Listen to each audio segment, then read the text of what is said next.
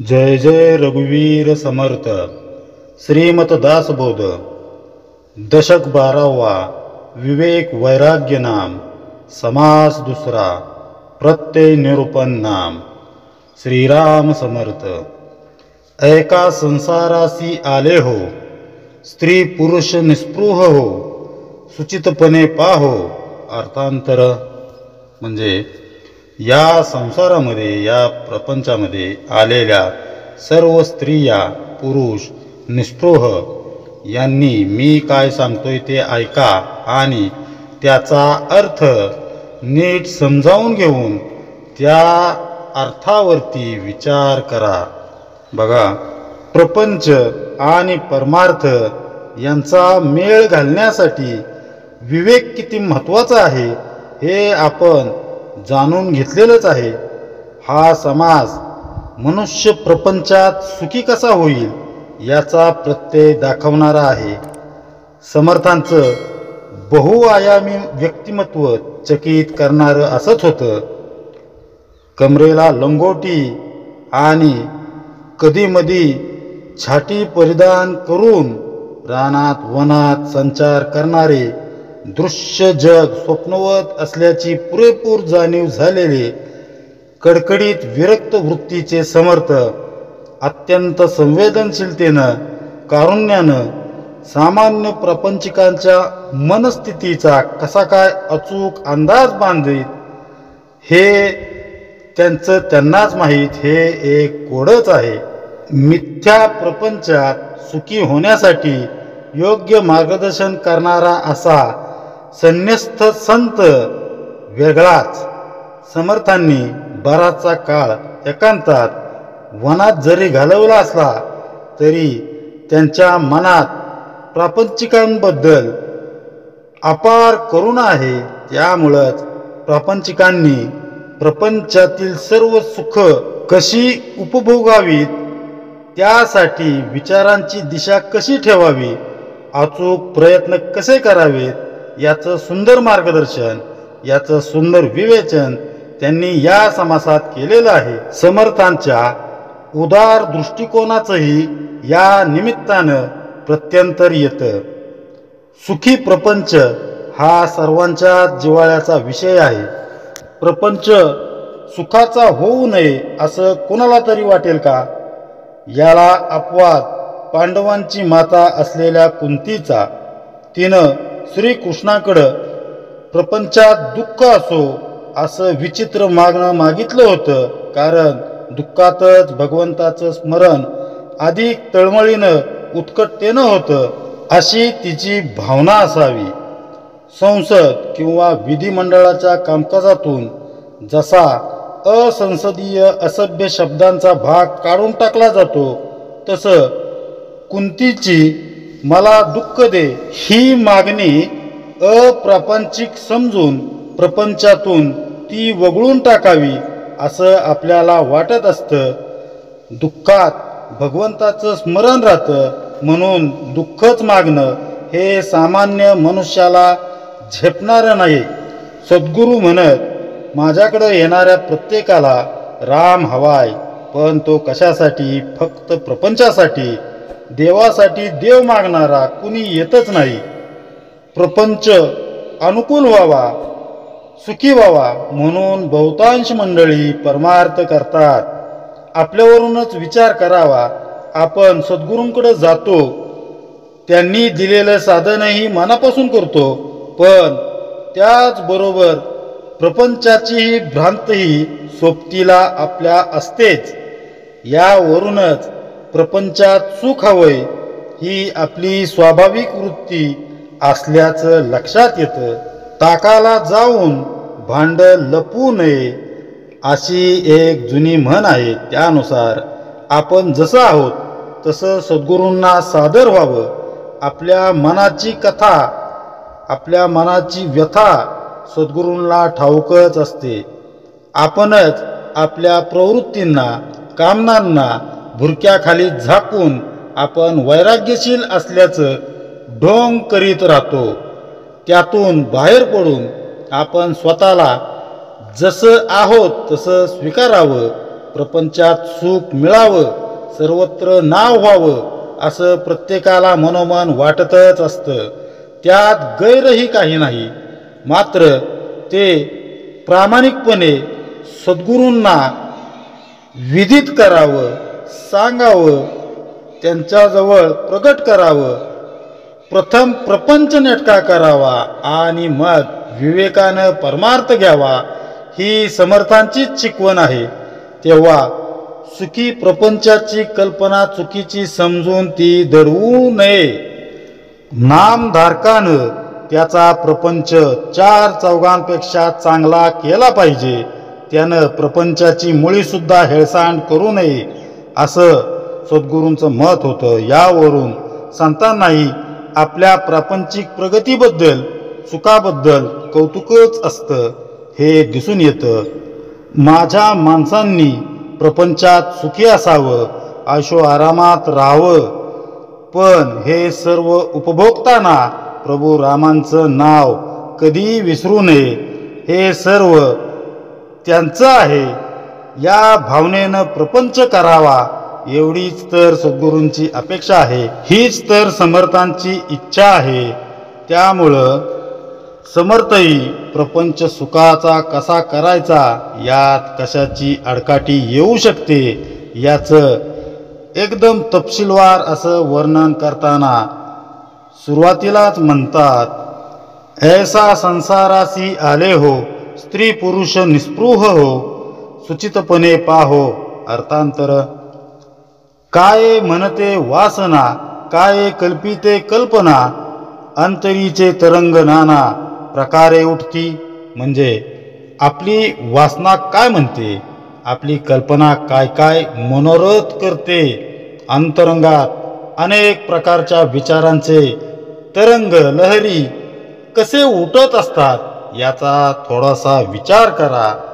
बघा, स्त्री पुरुष ही संसार रथाची 2 चाकं आहेत. ही दोन्ही चाकं सुस्थितीत असल्याशिवाय संसार रथ चालणार तरी कसा. म्हणून समर्थ समस्त स्त्री पुरुषांना सुखी संसाराचं रहस्य शांतपणे ऐकून घेण्याचं आवाहन करत आहेत. मानवी मनाची अक्षरशः चिरफाड करून त्यात काय काय दडलंय हे ते उघड करत आहेत. आपली वासना अत्यंत सूक्ष्म असते. ती मनरूपी आसनावर बसून वाऱ्याप्रमाणे इतस्त धावत असते. ही वासनाच दृश्यातील पाहिलेलं, मनानं कल्पिलेलं आपल्या समोर आणत असते. आपल्या शेजाऱ्याचा मुलगा चांगल्या गुणांनी पास झाला, चांगल्या मार्कांनी उत्तीर्ण झाला, हे बघून आपल्याही मुलाला तसेच उत्तम गुण मिळावेत असं स्वाभाविकपणे आपल्याला वाटतं. ते बरोबरही आहे. पण दुसऱ्याची प्रगती पाहून आपल्यातील मत्सर जागा होतो. तसं होऊ देऊ नये. असे अनेक तरंग मानवी मनात उमटत राहतात. त्यांनाच आपण सुखाचे मापदंड म्हणून मान्यता देतो. तसं घडलं तर मी सुखी होईन अशीच आपली धारणा होते. घरदार, मुलं बाळ, मंगल कार्य, उत्तम प्रपंच, गाडी अशी अनेक स्वप्न आपण पाहत असतो. त्यातील सर्वांना लागू पडतील अशा सामायिक जर कुठल्या गोष्टी असतील तर त्या आहेत, बरे खावे, बरे जेवावे, बरे ल्यावे, बरे नेसावे, मनासारिखे असावे. सकळ काही म्हणजे आपल्याला वाटते की बरं खावं, बरं जेवावं, बरं कपडे घालावेत, बरे नीटनेटके नेसावेत. सर्व काही अगदी आपल्या मनासारखं असतं किंवा आपल्या मनासारखं असावं. पहा, जसं गणित सोडविताना सामायिक राशी कंसाबाहेर काढली जाते, तसं सर्व प्रापंचिकांच्या मनात एक समान भावना असते की आपल्याला चांगलं चुंगलं खायला प्यायला मिळावं, चांगली वस्त्र परिधान करायला मिळावीत, टुमदार घर असावं आणि सगळं अगदी कसं मनासारखं व्हावं. गाडी असावी, बंगला असावा, पण होतं काय? ऐसे आहे मनोगत, तरी ते काहीच न होत, बरे करिता अकस्मात वाईट होते. म्हणजे याप्रमाणे आपले मनोगत असते, पण तसे काहीच घडत नाही. आपण काही चांगले करायला जावे तर अकस्मात वेगळंच काहीतरी वाईटच घडून येते. बघा, आपण स्वप्न रंगवतो खरं, पण किती जणांची ती पुरी होतात हा खरा तर अभ्यासाचाच विषय आहे. मनातील भेद, कल्पना आणि वस्तुस्थिती यात बरीच तफावत असल्याचं सामान्यपणे दिसून येतं. काच फुटून तिचा चक्काचूर व्हावा आणि फुटलेल्या काचेच्या तुकड्यात आपलं भंगलेलं प्रतिबिंब दिसावं, त्याप्रमाणे प्रपंचात मनाविरुद्ध घडत असलेल्या घटनांमुळं मनाची देखील शकलं उडत असतात. काय कल्पना केली होती आणि काय घडलं? मी तर सगळ्यांचं भलंच चिंतलं होतं, मग हा स्वप्नभंग माझ्याच वाट्याला का? असा एक सूर घरोघरी ऐकायला मिळतोच. ईश्वर मला न्यायच देत नाही अशी भावना प्रत्येकाच्या मनात कधी ना कधी येतेच. मनाचे तरंग आणि वस्तुस्थिती यामध्ये बेरंग होतोच. सुखदुःख हे त्याचंच तर प्रतिबिंब असतं. म्हणून समर्थ पुढे म्हणतात, एक सुखी एक दुःखी प्रत्यक्ष वर्तते लोकी, कष्टी होऊन या सेकी प्रारब्धवरी घालिती. म्हणजे संसारात एक सुखी तर एक दुःखी असे प्रत्यक्ष घडताना दिसून येते. त्यामुळे लोक कष्टी होतात आणि अखेर सर्व दोष प्रारब्धावर ठेवतात. बघा, एक सुखी होतो तर दुसरा दुःखी होतो. मनाजोगं घडलं तर ठीक, नाहीतर ते आपण आपल्या प्रारब्धावर ढकलून मोकळं होतो. प्रारब्ध हा संतांनी सांगितलेला शेवटचा टप्पा आहे, मात्र आपण त्याला जीवनात पहिल्यांदा प्रथम स्थानी ठेवतो आणि सोयीस्कररित्या वापरतो. नशीबच फुटकं, प्रारब्धातच नसेल तर कुठून मिळणार? अशा सबबी अशी कारणं सांगून आपण स्वप्नांना मुरड घालतो, आळा घालतो. परंतु समर्थ प्रारब्धालाही आव्हान देणारे संत आहेत. मनासारख्या गोष्टी घडवून आणण्यासाठी आवश्यक असणाऱ्या प्रयत्नवादाचे खंदे पुरस्कर्ते आहेत. त्यामुळं प्रारब्धाला बोल लावणाऱ्यांना समर्थ सुनावतात, अचूक यत्न करावेत म्हणून केले ते साजेना, आपला अवगुण जाणवेना काही केल्या. म्हणजे खरे तर अचूक प्रयत्न केला जात नाही, म्हणूनच काही लोक यशस्वी होत नाहीत. पण लोकांना आपला अवगुण काही केल्या कळूनच येत नाही. बघा, प्रारब्धाकडे एक बोट दाखवताना 4 बोट आपल्याकडे असतात, हे ध्यानात ठेवावं. समर्थ म्हणतायत की आपण प्रयत्न तर नेटानं करतच नाही, शिवाय आपले अवगुण न कळाल्यामुळं आपली प्रगती अडखळते. हे आपल्या लक्षातच येत नाही, ही गोष्ट आपल्या ध्यानात येत नाही. म्हणूनच स्वतःचे अवगुण शोधून काढून त्यांचा नायनाट करावा आणि प्रयत्नांची कास धरत प्रपंच सुखी करावा, असं समर्थांचं सांगणं आहे. सुखी प्रपंचाचा प्रत्यय येण्यासाठी आणखी आवश्यक असणाऱ्या गोष्टी कोणत्या ते समर्थ पुढील भागात सांगणार आहेत. मनात रंगवलेली स्वप्न आणि वस्तुस्थिती यात तफावत आढळते, तरीही मनुष्य त्याची स्वप्न पुरी करण्यात गुंग असतो. प्रसंगी त्याच्या पदरी अपयश देखील येतं. अशा वेळी त्याची मनोभूमिका कशी असते याचं चिंतन आपण मागील भागातच बघितलंय. यशाचं श्रेय स्वतःकडं, मात्र अपयश दुसऱ्याच्या माती ही जगरीतच आहे.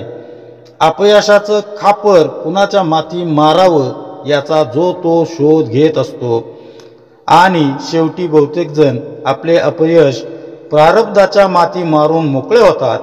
नाकर्तेपण झाकण्याचा हा एक सहज मार्ग सर्वांना उपलब्ध आहे. नशिबाला दोष देत आपण आसव गाळत बसून राहू, पण करणार मात्र काहीच नाही. रामकृष्ण परमहंस म्हणत, प्रपंचासाठी तुम्ही घागरभर रडता, पण कालीमातेकडं प्रेमानं बघत तुमच्या डोळ्यातून 2 अश्रू काही ओघळणार नाहीत. क्लेश करून घेऊन रडत बसणं, स्वतःची केविलवाणी अवस्था करून घेऊन इतरांची सहानुभूती मिळवणं लोकांना आवडतं.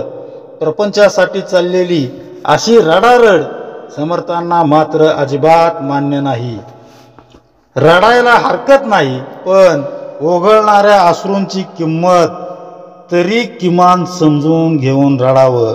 अश्रू मोत्यांसमान मौल्यवान असतात. भगवंत चरणी ते अजून उजळून निघतात.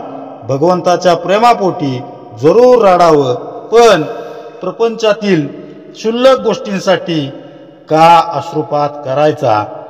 पुरुषार्थ दाखवण्याची संधीच भगवंतानं दिली आहे असं समजून प्रारब्धालाच ललकारावं.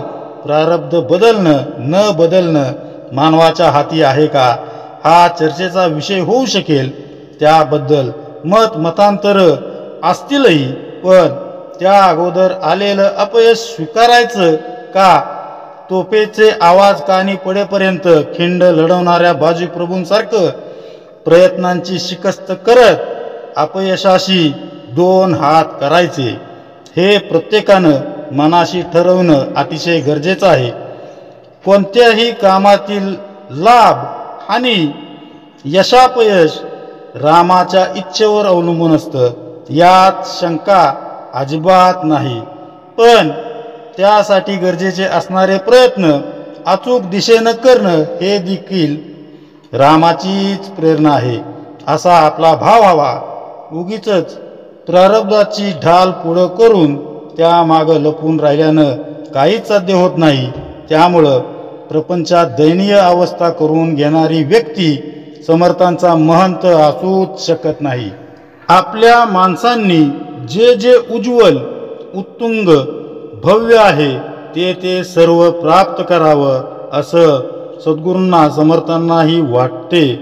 त्यासाठी कर्तृत्व पुरुषार्थ गाजवायला हवाच, पण नुसतेच कष्ट कामाला येत नाहीत हे समजवताना ते सांगत, केवळ कष्टानं सर्व साध्य होत असतं तर मग रस्त्यावरील दगडफोड करणारा मजूर सर्वप्रथम आणि इतरांपेक्षा अधिक यशस्वी ठरला असता. पण तसं काही घडताना दिसत नाही, कारण अशा मजुराच्या जीवनाच्या विविध टप्प्यांवर त्याच्या प्रयत्नांना, कष्टांना जी योग्य दिशा मिळायला हवी होती ती मिळालेली नसते. मग ते शिक्षण असेल, काम करण्याचं कौशल्य असेल किंवा धोरण असेल, वेळेचं नियोजन असेल, या बाबतीत योग्य मार्गदर्शन आणि दिग्दर्शनाच्या अभावामुळं त्याच्या पदरी केवळ कष्टच येतात. म्हणून प्रारब्धाची ढाल पुढं करण्याआधी मनुष्यानं त्याच्या स्वप्नांना प्रत्यक्षात उतरवण्यासाठी कष्टाबरोबरच वैचारिक दिशा कशी असायला हवी याचा अचूक अंदाज बांधायला हवा. त्याकरता सर्वप्रथम मी स्वतः कसा आहे याची ओळख पटणं फार महत्त्वाचं आहे. बहुतेकांना आपण स्वतः कसे आहोत, आपला स्वभाव कसा आहे हेच समजत नाही. तुम्हाला नेमकं काय करायला आवडतं किंवा तुमचं स्वप्न काय आहे या प्रश्नांचं कित्येकांना नीट उत्तरही देता येत नाही. स्वतःला नक्की काय हवंय याची स्पष्टता असणं, ते नेमकेपणानं उमगणं अतिशय महत्त्वाचं आहे. हे लोकांना नव्हे तर स्वतःला सांगता यायला हवं. आपलं स्वप्न सतत नजरेसमोर ठेवून त्या दिशेनं हुशारीनं अविरत प्रयत्न करत राहायला हवे. यासाठी आपण जर एक उदाहरण पाहिलं तर भारताचे दिवंगत राष्ट्रपती डॉक्टर APJ अब्दुल कलाम यांचं एक प्रसिद्ध वाक्य आहे, dreams is not what you see in sleep, it is the thing which does not let you sleep. म्हणजे स्वप्न झोपेत बघण्याची गोष्ट नसून जे आपल्याला झोपूच देत नाही ते स्वप्न होय. ध्येयाप्रती निष्ठा हवी. सद्भाग्यानं मनुष्य जन्म मिळालाय तेव्हा जीवनात काय साधायचंय ते पक्क करायला हवं. आज देशी विदेशी प्रथित यश संस्था, विद्यापीठ भरमसाठ शुल्क आकारून जीवनाचा उद्देश काय हे गोल सेटिंग युअर ऑब्जेक्टिव्ह अशा गोंडस नावाखाली आपल्याला सांगण्याचा प्रयत्न करतात. पण तेच समर्थांनी सुमारे 400 वर्षापूर्वी दासबोधात आपल्यासाठी नमूद करून ठेवलेलं आहे. म्हणून तर आज व्यवस्थापन शास्त्राच्या अभ्यासासाठी दासबोधाकडं आधारभूत ग्रंथ म्हणून पाहिलं जातं. या ग्रंथाचा नीट अभ्यास न केल्यानं त्यातील अमूल्य सूत्र आपल्या नजरेतून सुटून जातात.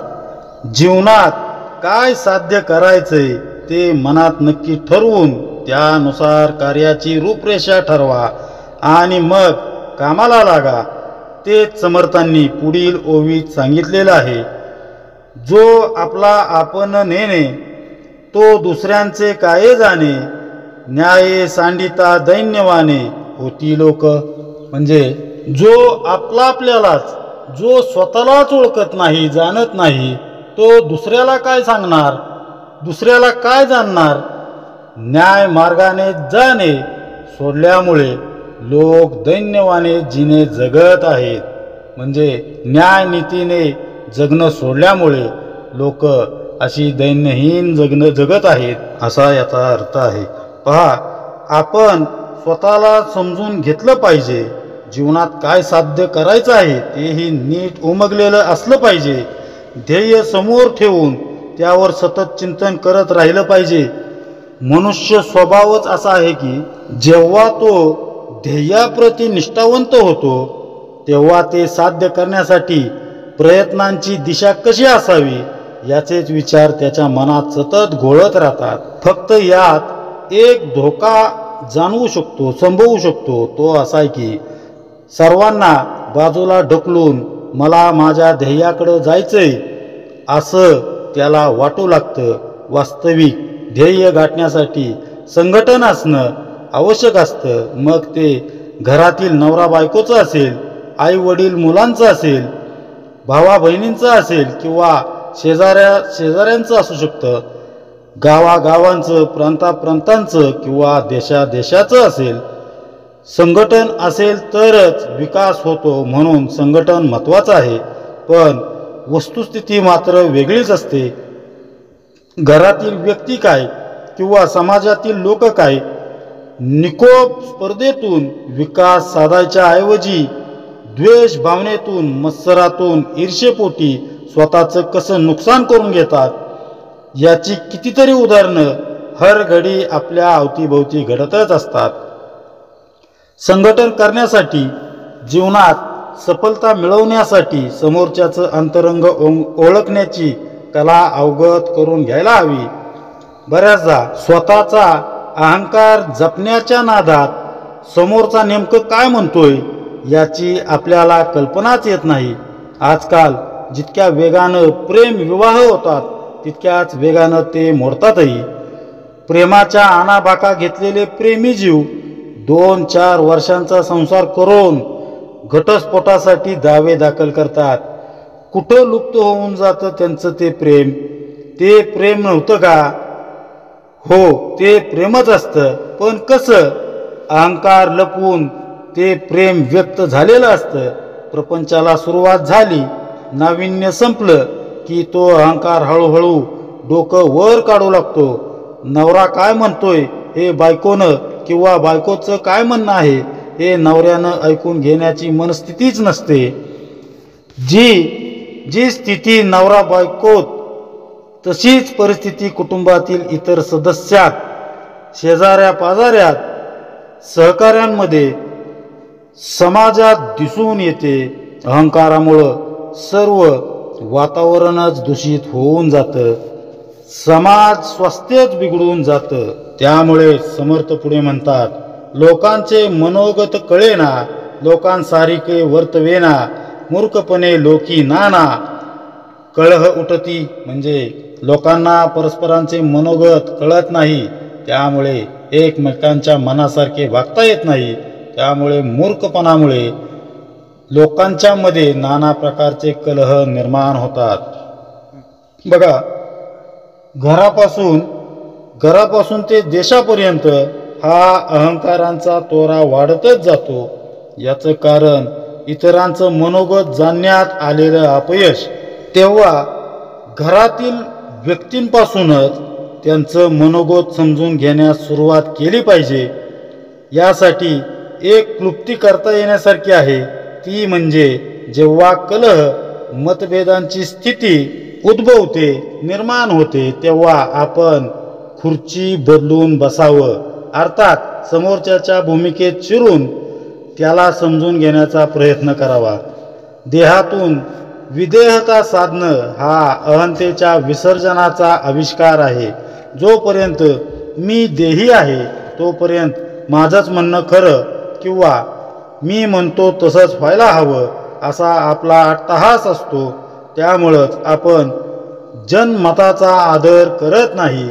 सत्य एकच आहे, पण ते प्रिय देखील असायला हवं. प्रियम सत्यम असं उपनिषदात सांगितलेलं आहे. सत्य समाजाला सांगावं, पण ऐकणाऱ्याला ते अप्रिय वाटणार नाही अशा रीतीनं सांगण्याची कला अंगी असायला हवी. अन्यथा अहंकारामुळं संवाद खुरटला जातो, अडखळतो.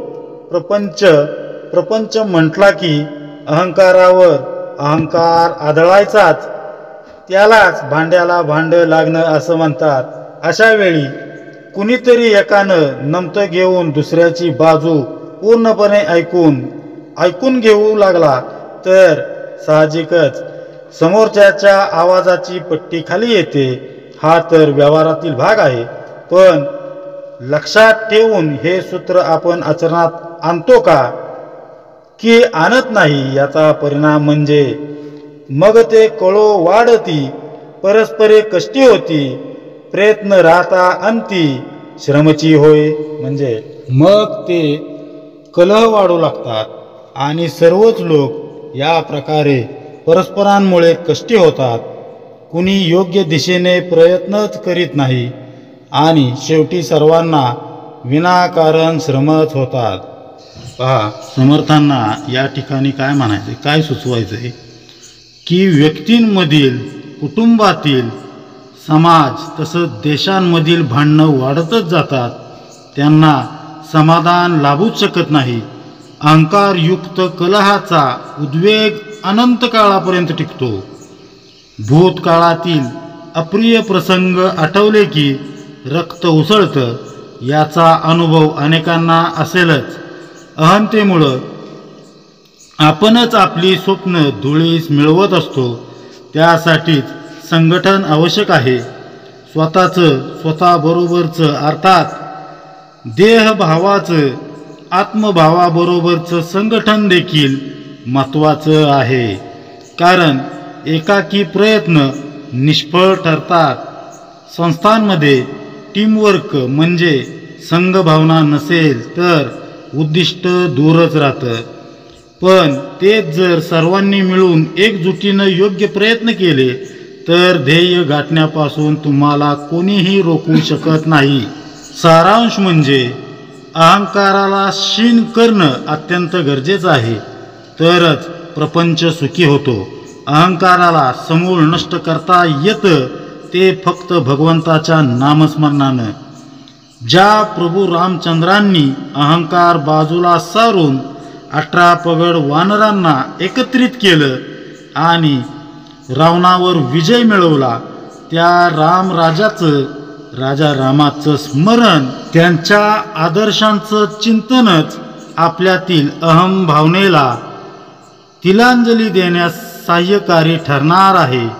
प्रबळ शत्रू असलेल्या अहंकाराला नेस्तनाबूत करण्यासाठी किंवा नेस्तनाबूत करण्याआधी त्याचे आणखीन काही गुण समर्थांनी वर्णिले आहेत. त्याचं विवेचन आपण पुढे पाहणार आहोत. सुखी प्रपंचाचं तंत्र समर्थ या समासातून आपल्याला समजावित आहेत. प्रारब्धाची सबब पुढं न करता प्रयत्नांची शर्त करून पुरुषार्थ गाजवावा. त्या प्रयत्नांना अचूक दिशा देत सर्वांगीण विकास साधावा. याविषयीचा चिंतनाभ्यास समर्थांच्या अनुभूतीपूर्ण ओव्यांच्या आधारे आपण करत आहोत. त्यामध्ये प्रमुख एक सूत्र आपल्या हाती लागलं ते म्हणजे दुसऱ्याच्या अंतरंगाशी एकरूप होऊन त्यांचं दुःख जाणून घेण्याची कला आपण अवगत केली पाहिजे.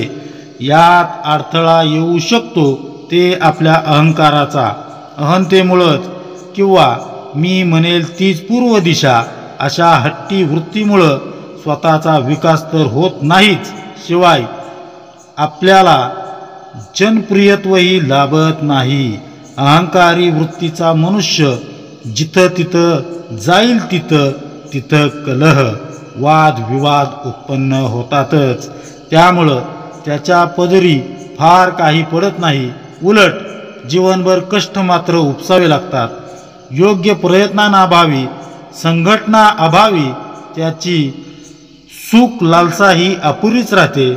मग उद्विग्न होऊन तो नशिबाला दुष्ण देऊ लागतो.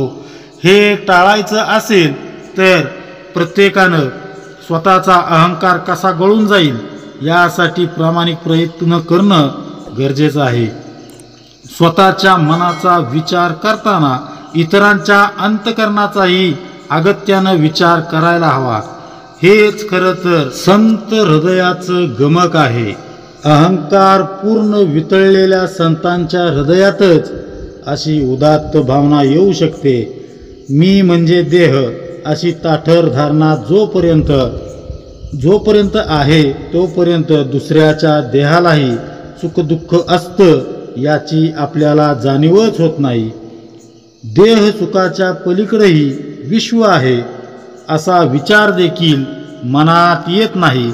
म्हणून समर्थ सांगतायत की ज्याला जीवनात खऱ्या अर्थानं यशस्वी व्हायचं आहे त्यानं परमार्थ आचरणात उतरविण्याची कला शिकायला हवी. भांड्याला भांडं लागणं, आरेला कारे होणं हे सहनशक्ती संपत आल्याचं निदर्शक आहे. कमालीची सहनशक्ती असणं, ती वृद्धिंगत होणं ही भगवंत कृपेची खूणच होय. सहनशीलतेचं मूर्तिमंत उदाहरण म्हणजे प्रभू रामचंद्र. अयोध्येचं युवराजपद त्यागून वन प्रस्थान करताना त्यांनी कैकेयी मातेला माझा अपराध तरी काय असा साधासा प्रश्न देखील विचारला नाही, किंवा युवराजपद भरताला मिळावं असं तुला वाटत असेल तर त्यात मला आनंदच आहे. मी भरताच्या पाठीमागं सावलीसारखा उभा राहीन, पण मला वनवासात पाठवू नको अशी त्यांनी कैकेयीची मनधरणी करण्याचा किंचितसा देखील प्रयत्न केला नाही. ज्या देहदारी सगुण भगवंतानं विना तक्रार माता पित्यांचा आदेश शिरोधार्य मानला, युवराज पदावर पाणी सोडून वनात जायला निघताना ज्याच्या मनाची सम्यक अवस्था जराही विचलित झाली नाही अशा रघुवीराचं आपण नित्य स्मरण करतो. पण त्यांच्या सहनशक्तीचा काही अंश देखील आपल्यात संक्रमित होत नाही हेच खरं. आपल्या मनातील दुःखांचा उद्रेक वारंवार होत राहतो. कितीही लक्ष ठेवलं तरी बऱ्याचदा दूध उतू जातच. तसं कितीही सांभाळलं तरी शब्दांद्वारे आपल्या मनातील खतखत बाहेर पडतेच. नामस्मरण, ध्यान, पूजा अर्चा करत असतानाही असा संताप, मानसिक उद्रेक का बरं व्हावा? आदवा बोलण्याची उर्मी का बरं उपाळून येत असावी? याचं कारण आपल्याला गिळायची सवय नाही. लोकांचे शब्द आपल्याला सहन करता येत नाहीत, ते पचनी पडत नाहीत. त्यामुळं वांती होऊन आतील मळमळ बाहेर पडावी तसं संताप होऊन ते शब्द आपण दुसऱ्यावर ओकून टाकतो. आपण जशी स्तुती स्वीकारतो तशी निंदाही आपल्याला स्वीकारता यायला हवी. लोकांचं सोसलं, त्यांच्यासाठी थोडी झीज पत्करली तर आपल्याला काही कमी पडत नाही, असं सांगताना समर्थ पुढे लिहितात. ऐसी नवे वर्तणूक परीक्षावे नाना लोक, समजले पाहिजे नेमक ज्याचे त्यापरी. म्हणजे अशी वर्तणूक असू नये. अनेक लोकांची अनेक प्रकारे परीक्षा करावी. कोण माणूस कसा आहे हे बरोबर जाणून घेतले पाहिजे. शब्द परीक्षा अंतरपरीक्षा, काही एक कळे दक्षा, मनोगत नतद्रक्षा काय कळे. म्हणजे जो दक्ष असतो, सावध असतो, त्याला लोकांच्या बोलण्यावरून त्यांच्या अंतरंगाची पारख होते. लोकांच्या पाहण्यावरून, हालचालींवरून त्यांच्या मनातील जाणवतं, कळतं. आणि जे नतद्रष्ट असतात त्यांना दुसऱ्यांचे मनोगत कसे काय कळणार. दुसऱ्यास शब्द ठेवणे, आपला कैपक्ष घेणे, पाहो जाता लौकिक लक्षणे बहुतेक ऐसे.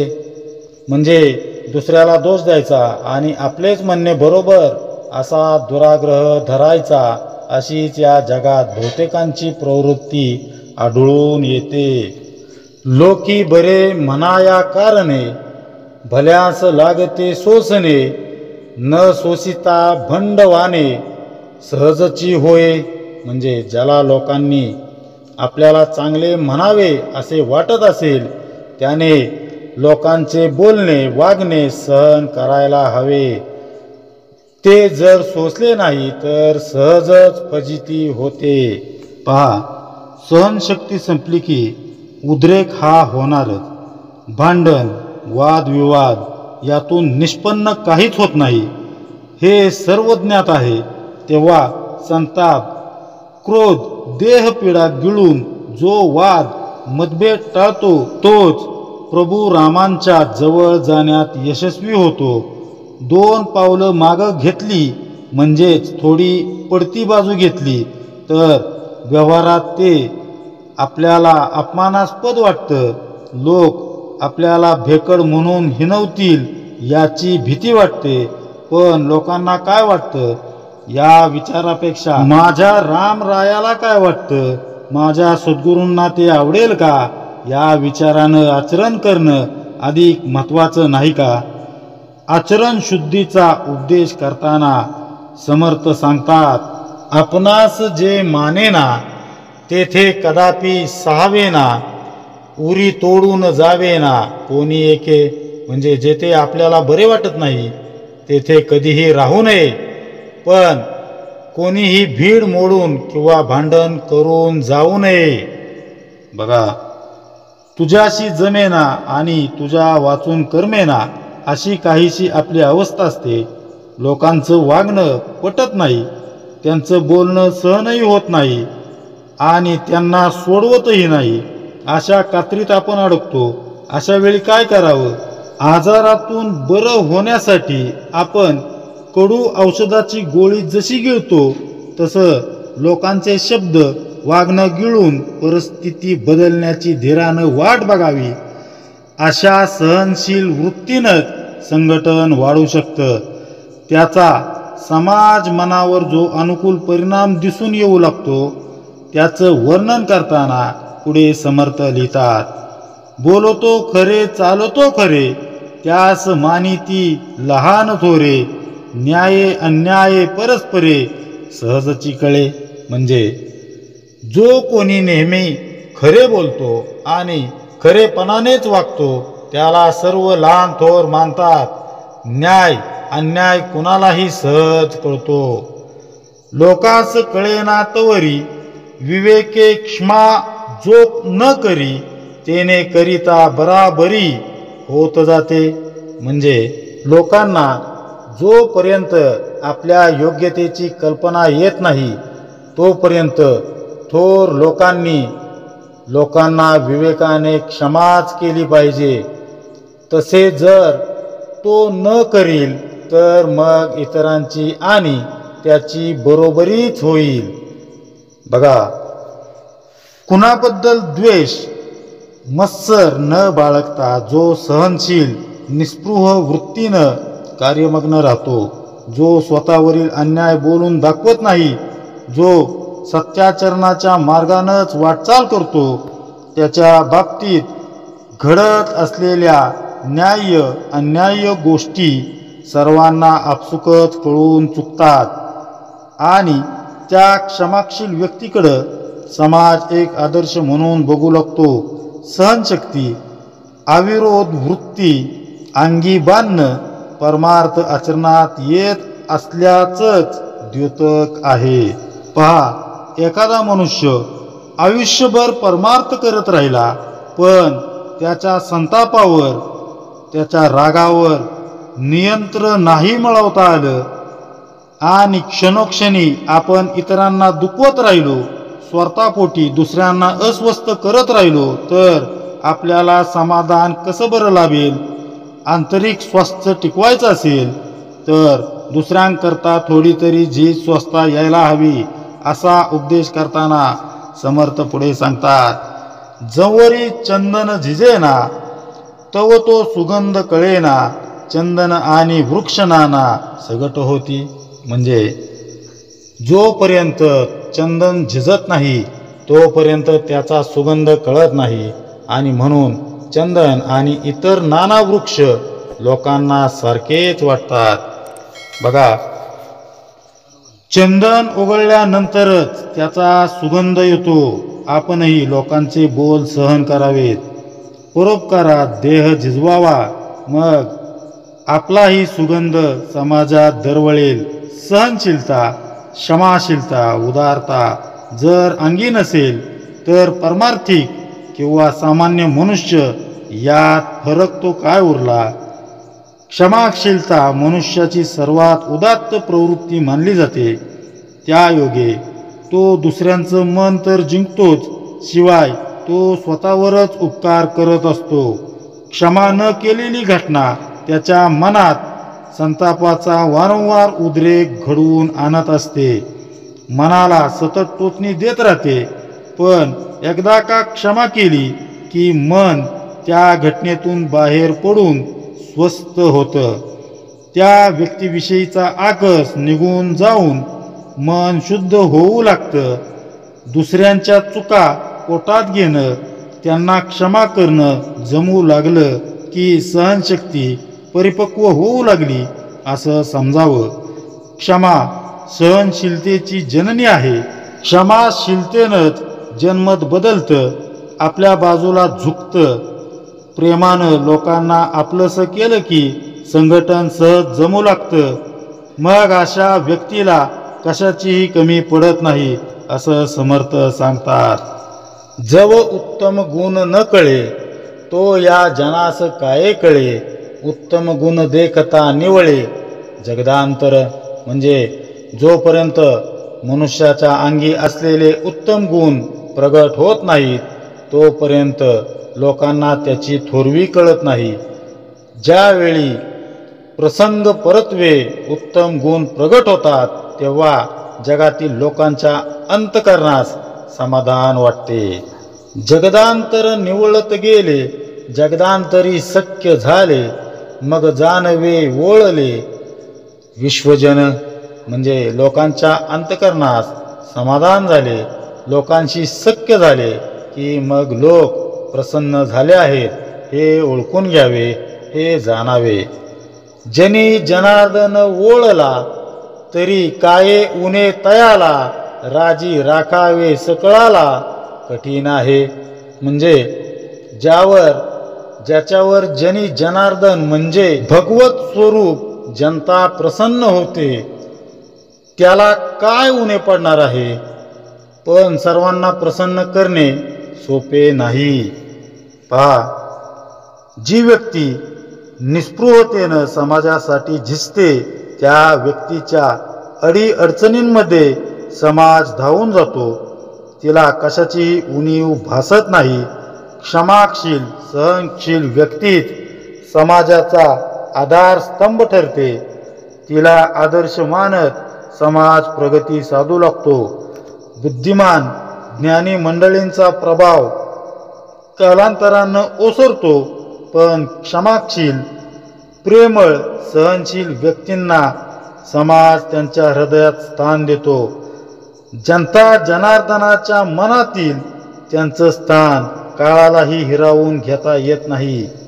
पुढे, पेरिले ते उगवते, उसीने द्यावे घ्यावे लागते, वर्म काढिता भंगते. परांतर म्हणजे जसे जे आपण पेरतो तेच उगवून येते. लोकांशी व्यवहार करताना उसने द्यावे घ्यावे लागते, पण म्हणून आपण जर कोणाचे वर्म काढले तर त्यांचे अंतःकरण दुखावले जाते. बघा, जे पेरलं असेल तेच उगवणार, हा नियमच आहे, हा सृष्टीचा नियम आहे. म्हणून प्रेमाचीच पेरणी करावी. वेळचे वेळी अहंकार रूपी तण काढून टाकावं आणि क्षमा सहनशीलतेचं सिंचन करत राहावं, म्हणजे प्रेमाचं भरघोस पीक निघत राहतं. या प्रेम राशी जीवनातच काय, जीवनोत्तर काळातही आपलं पोषण करत राहतात. सुखी समाधानी प्रपंचासाठी याहून दुसरं काय हवं. पहा, प्रत्यय या शब्दात खूप मोठा अर्थ दडला आहे. प्रयोगशाळेत एखादा प्रयोग करून निष्कर्ष काढावा, त्यावर आधारित प्रश्नांची उत्तरं लिहून परीक्षेत उत्तम गुण मिळवावेत, एवढ्यावरच त्या प्रयोगाची सफलता ठरत नाही. ती ठरते जेव्हा प्रयोगशाळेतील प्रयोग व्यवहारात जनसमुदायाच्या कामी येतो, तेव्हा प्रयोगशाळेतील निघालेला निष्कर्ष जेव्हा जीवन सुसह्य करतात, तेही अल्प मोबदल्यात, तेव्हा तो प्रयोग यशस्वी झाला असं म्हणता येईल. हेच सूत्र परमार्थातही लागू पडतं. सद्गुरूंनी दिलेलं साधन करणं, त्यांच्या बोधाचं श्रवण करणं, गुरु घरची सेवा करणं म्हणजे परमार्थिक प्रयोगशाळेतील प्रयोगच आहेत. इथं संतांनी काढलेले निष्कर्ष हृदयात कोरून घेत त्यानुसार आपला प्रपंच नेटकेपणानं पार पाडवायचा असतो. असं घडलं तर तो प्रयोग सफल झाला असं म्हणता येईल.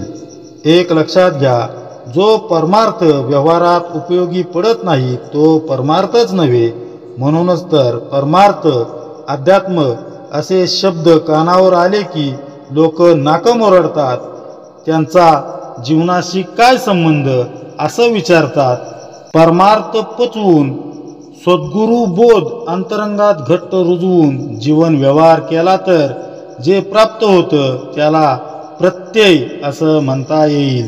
याचाच अर्थ ज्याच्या मागं उपासनेचा जोर आहे तो जगात खरं काम करू शकतो. याचाच अर्थ असा म्हणता येईल की प्रत्यय यावा असं वाटत असेल तर उपासनेची कास धरायलाच हवी. आपल्या वर्तणुकीचे सामान्यतः दोन विभाग असतात, परमार्थी आणि व्यवहारी. जेव्हा आपण परमार्थी असतो तेव्हा आपण गोड बोलतो, छान वागतो, सत्संग करतो, साधनाभ्यास करतो, गुरुबोधांचं श्रवण करतो. पण जेव्हा आपण व्यवहारी होतो तेव्हा मात्र आपला आणि परमार्थाचा काडी मात्र संबंध नसल्यासारखं आपण वागतो. परमार्थ प्रयोगशाळेपुरताच ठीक आहे, व्यवहारात त्याचा काही उपयोग नाही अशीच आपली धारणा असते. म्हणूनच या समासातून जीवन यशस्वी करण्याचं गुपितच समर्थ उघड करत आहेत. ते सांगतात, प्रारब्धाकडं बोट दाखवण्याची सवय मोडा, स्वतःच्या अवगुणांना हुडकून त्यांचा बिमोड करा. आपण अवगुण शोधू शकत नाही, कारण अहंकार आडवा येतो. मी करतोय ते बरोबरच करतोय, मी चुकूच शकत नाही असं आपल्याला वाटतं. मात्र असा विचार सोडून थोडंसं अंतर्मुख होणं आवश्यक आहे. इतरांपेक्षा अधिक व्यापक विचार करा. आपण असा विचार का करू शकत नाही? याचं चिंतन करायला हवं, तरच पारमार्थिक मनुष्य इतरांपेक्षा वेगळा दिसेल. सामान्य पुरुष आणि असामान्य अर्थात सत्पुरुष यांच्यात सहनशीलतेचाच फरक दिसून येतो. ज्याच्यात तितिक्षा पुरेपूर सामावलेली आहे तो जीवन व्यवहारात यशस्वी होतोच. म्हणून तर समर्थांनी सांगितलंय की पेरिले ते उगवते. सर्वांवर प्रेमच केलं तर आपल्यालाही भरभरून प्रेम लाभेल, भगवंताचंही अपरंपार प्रेम लाभेल, यात तीळ मात्रही शंका नाही. मात्र याचं प्रत्यंतर येण्यासाठी मनाची फार मोठी तयारी असावी लागते. तशी तयारी करणं म्हणजेच सद्गुरूंनी दिलेलं साधन अगदी मन लावून करणं. बहुजनांचा भार व्हायचा म्हटल्यास त्यासाठी कार्य नेमकं कुठं करावं लागतं. इंग्लिशमध्ये एक प्रसिद्ध वाक्य आहे, थिंक ग्लोबली ॲक्ट लोकॅली. विचार वैश्विक पातळीवर करा पण कार्य मात्र स्वतःपासूनच सुरू करा, असा त्याचा अर्थ आहे. तेच समर्थांनी कैक वर्षापूर्वी दासबोधातून सांगून ठेवलंय. पुढे लौकिकी बरेपण केले, तेने सौख्य वाढले, उत्तरासारखे आले. प्रत्युत्तर म्हणजे लोकांशी आपण चांगले वागलो तर आपले सुख वाढते. आपण जसे उत्तर द्यावे त्याचप्रमाणे आपल्याला प्रत्युत्तर मिळते. हे अवघे आपणापासी, येथे बोल नाही जनासी, शिकवावे आपल्या मनासी क्षणक्षणा. म्हणून त्याचा उपाय आपल्याच हातात असतो. लोकांना उगीच दोष देणे योग्य नाही. म्हणून आपणच आपल्या मनाला क्षणोक्षणी वेळोवेळी शिकवावे. बघा, जीवनाचं कल्याण करून घेण्याचं रहस्य जणू या ओव्यांतून दडलेलं आहे. लोकांशी आपण बरं वागलो की तेही आपल्याशी बरं वागतात, ही जनाची रीतच आहे. जनप्रियत्व आपणास हवं आहे, पण त्याआधी देवप्रियत्व मिळवायला हवं. त्यासाठी मनाचं शिल्प घडणं आवश्यक आहे. हे शिल्प घडवण्यासाठी अंतर्मुख होऊन मनाचं सूक्ष्म अवलोकन करावं. निंदा सहन करत अवगुण दोष शोधून ते दूर करावेत. मनाची क्षणोक्षणी अशी शिकवणी चाललेली असताना काही परीक्षेचे क्षण देखील येतात.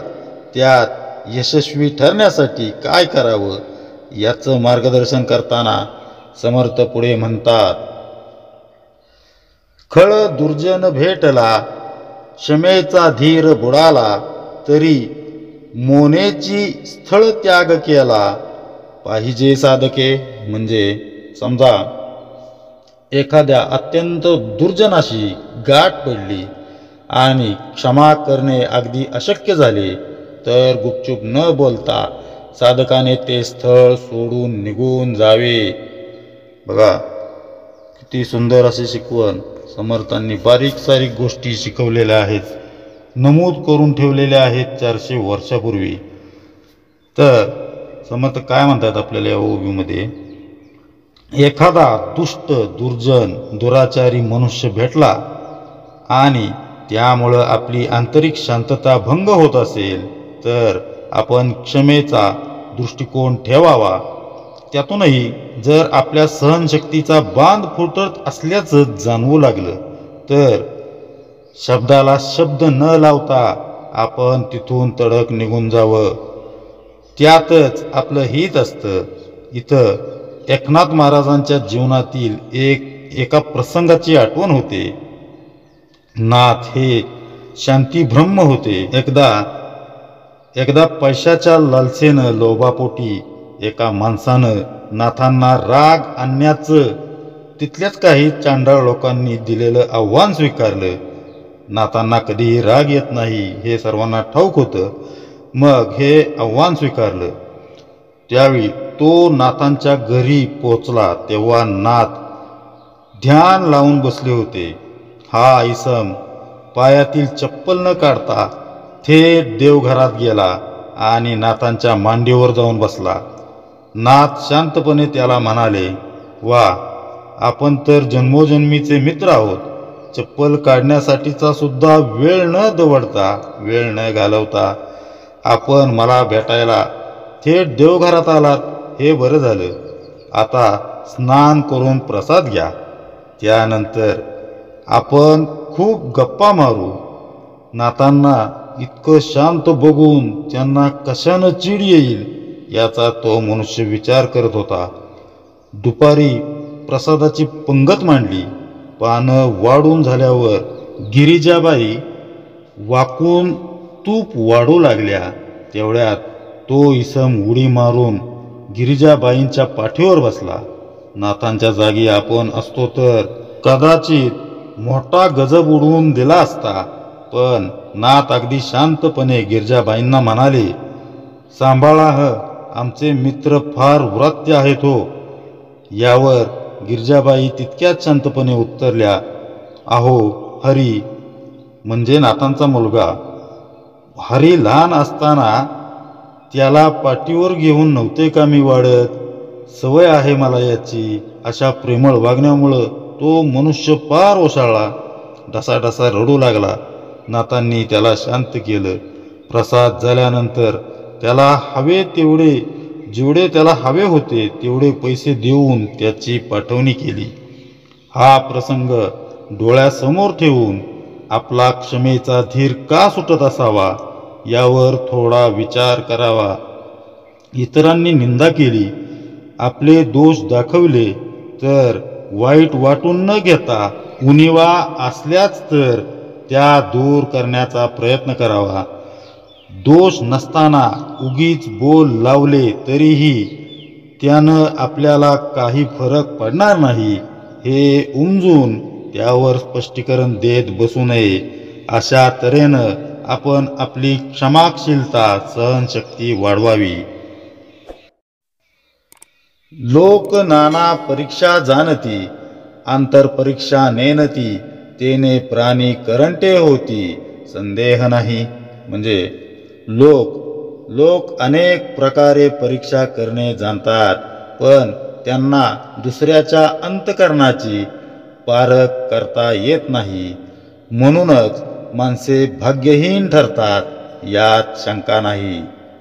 बघा, बाह्य दृश्य खुणांनी आपण माणसांची परीक्षा घेतो, पण मनुष्याची खरी पारख होते ती त्याच्या मनाच्या अंतरंगाच्या परीक्षेवरून. मनुष्यानं जर त्याच्या प्रवृत्तीवर काम करून त्यात बदल घडवला तर तो अनेकांच्या गळ्यातील ताईत बनतो. त्याच्यासारखा भाग्यवान तोच होतो. पण हे वाटतं तितकं सोपं नाही, कारण आपला अहंकार वारंवार त्यात अडथळे आणत असतो. समाधानाचा प्रत्यय तो सहज घडवून आणत नाही. त्यासाठी पेरले ते उगवते हे समर्थांनी दिलेलं सूत्र कायम लक्षात ठेवावं. जो खरा परमार्थी असतो तो केवळ एक परमार्थिक न राहता प्रेमाचा पुतळाच होऊन राहतो. सद्गुरू सांगायचे, आपलं घर गोकुळाप्रमाणे असावं. जो कोणी घरात येईल त्याला इतकं प्रेम द्यावं की घरातून निघताना त्याच्या डोळ्यात अश्रू दाटून यावेत.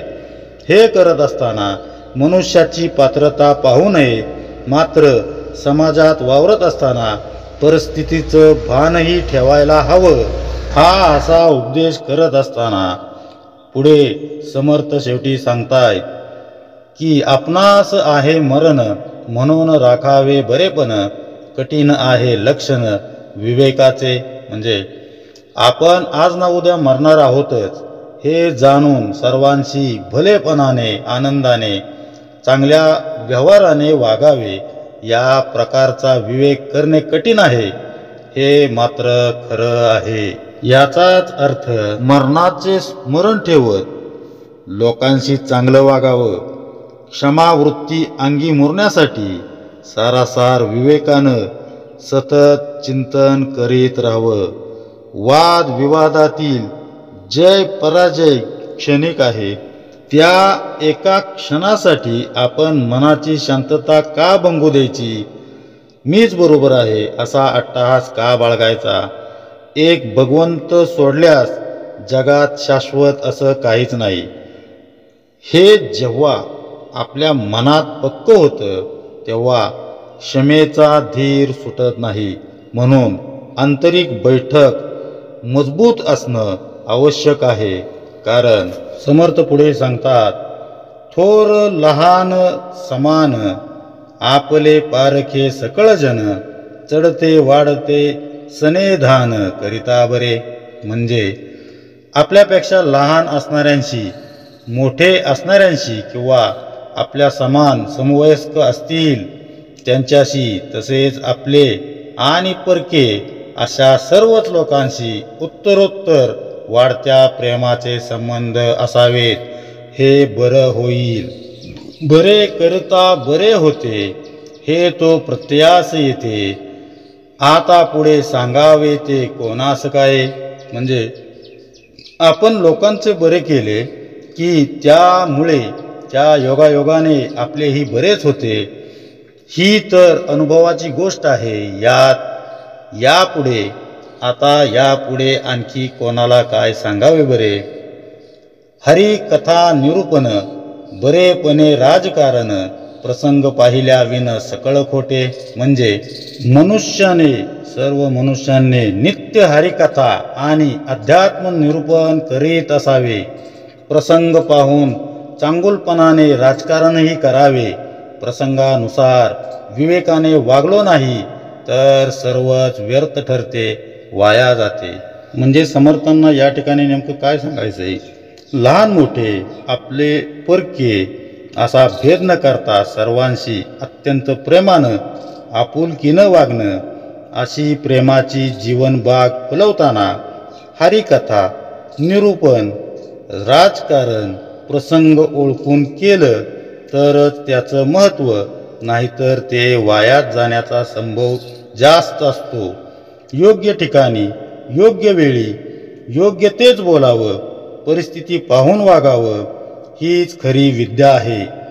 विवेकानं वागलं तर जीवनात आपल्याला हवं ते मिळवता येतं. सगळ्यांचं जीवन जर आपण चांगुलपणानं भरलं तर आपल्या जीवनात कशाचीही कमतरता जाणवत नाही. हाच सुखी प्रपंचाचा आणि समाधानी परमार्थाचा प्रत्यय आहे. आणि शेवटी समर्थ आपल्याला या समासाचा गर्भितार्थ शेवटच्या ओवीमध्ये सांगत आहेत. विद्या उदंडची शिकला, प्रसंगमान चुकतची गेला, तरी मग ते विद्येला कोण पुसे. म्हणजे पहा किती सुंदर असा अर्थ आहे या ओवीचा. जर आपण पॉझिटिव्ह थिंकिंगने जो घेतला तर तो अर्थ पहा, एखाद्याने खूप विद्या संपादन केली, म्हणजे तो डॉक्टर झाला, इंजिनियर झाला, CA, परदेशामध्ये तो कार्यरत आहे, कार्याला आहे, अशा ठिकाणी तो गेला आणि त्याने विविध विद्या खूप संपादन केलेली आहे. पण ज्यावेळेस योग्य वेळ येते, निर्णय घेण्याची वेळ येते, त्यावेळेस जर त्याला त्या विद्येचा उपयोगच झाला नाही तर अशा विद्येला काय करायचं? ती विद्या काय कामाची? ती व्यर्थच गेली, असं समर्थ आपल्याला शेवटी सांगत आहेत. म्हणजे एखाद्याने खूप विद्या संपादन केली पण योग्य वेळी त्याला विद्येचा उपयोग करता आला नाही तर ती विद्या व्यर्थ ठरते. त्या विद्येचा काय उपयोग? असं समर्थांना या ठिकाणी सर्व मनुष्यांना सांगायचं आहे, सुचवायचं आहे. इति श्रीदास बोधे गुरुशिष्य संवादे प्रत्यय निरूपण नाम समास दुसरा. जय जय रघुवीर समर्थ.